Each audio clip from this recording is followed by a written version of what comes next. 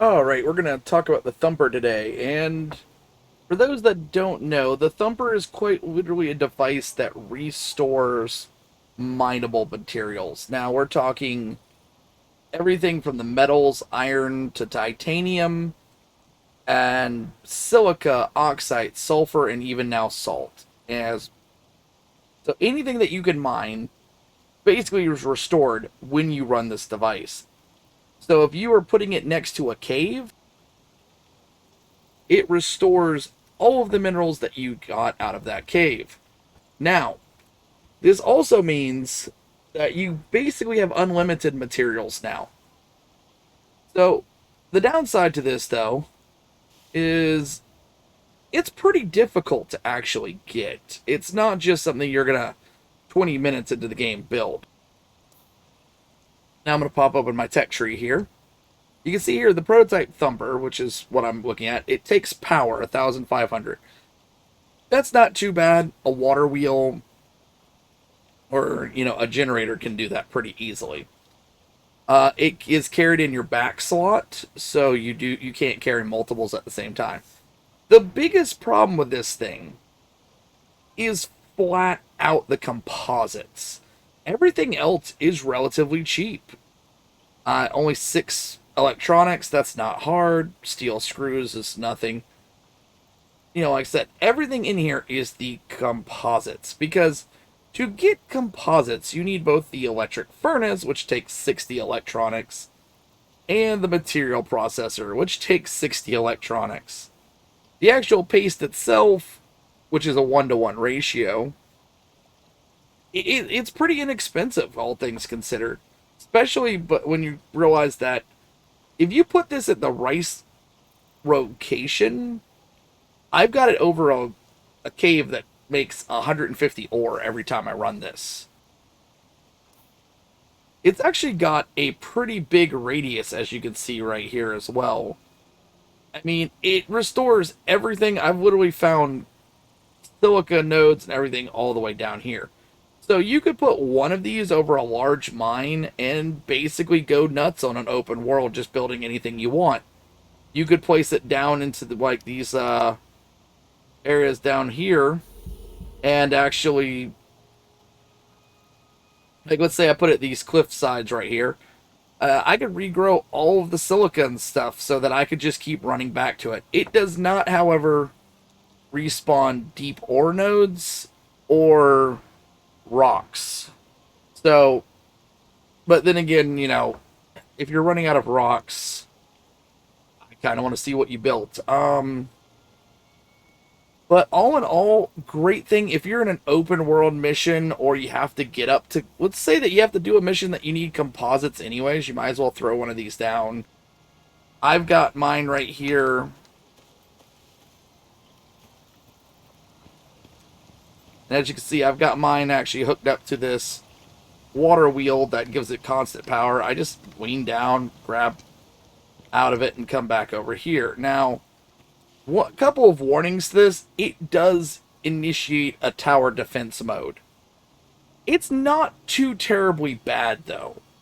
It's mostly small to medium cave worms and the new sand shark, which is a really big sandworm. It's but smaller than the actual sandworm boss. It does have some unique attacks, but I just like putting, I'll put mine right here. I've put it where this wall is letting me access it through it. I'll just put this around it. That way, any stray bullets from me or a friend or, cave worm, it doesn't get hit by it. This way I can access it through the wall here. I can see, as you can see, I just ran it so that it says right now, if I activate it right now, I've used up 41 nodes. It's a low risk. Now, that you have cave worms and everything like that come out. And like this guy.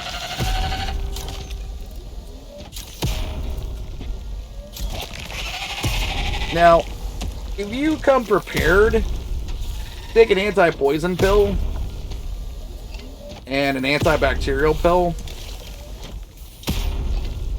It's pretty much, look at this. That's a sandworm. That's why I took the antibacterial. He is the actual only real threat to this.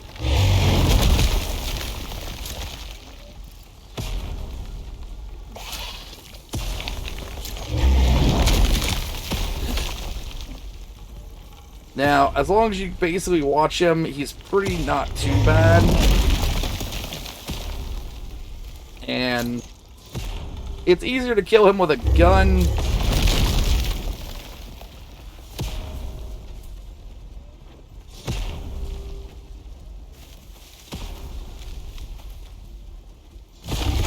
Yep, there he is right there. He actually has this lunge dive ability that is a bit of a pain. But if you keep moving around, it's a harder issue. Did hit me there. But I brought...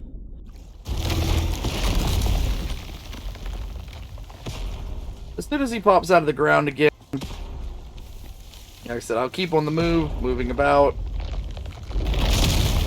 Now he'll do his roar. And that is the bacterial spray that he hits you with there. If I keep out of his range, he'll just keep spraying me with that. Has very little effect on me comparatively to his actual lunge attack.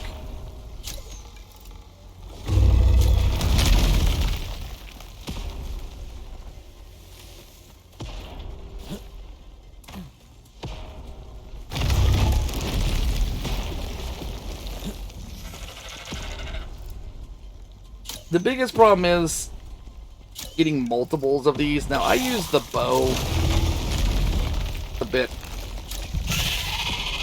of a showcase shotgun or a rifle. These guys are not difficult whatsoever. Because I'm just kind of dodging around this guy, but the little ones are pretty much just take them out. He's the only big threat.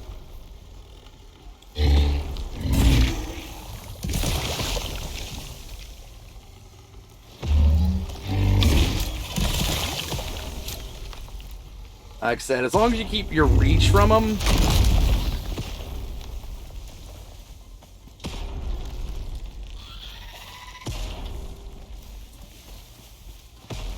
you came with basic prep. I'm wearing the 400 series drop armor. That makes me into a better resource person than a combat person.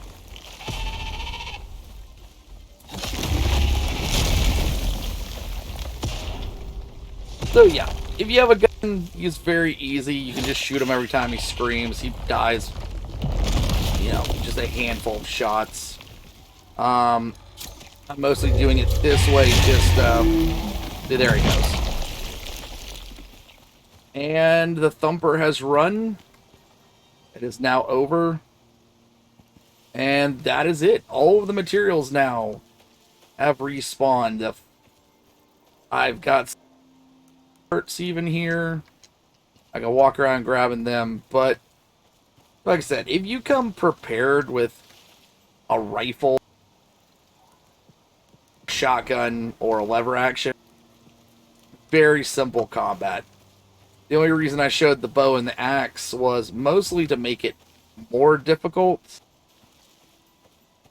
so that you could see, you know, with better prep. Now, the actual spray of the sand, that's called the sand shark, is actually bacterial. It's not poison. It will cause a lot of really bad debuffs. That's why you want to definitely keep up with the purple and the green, like tox kits that I actually just used there.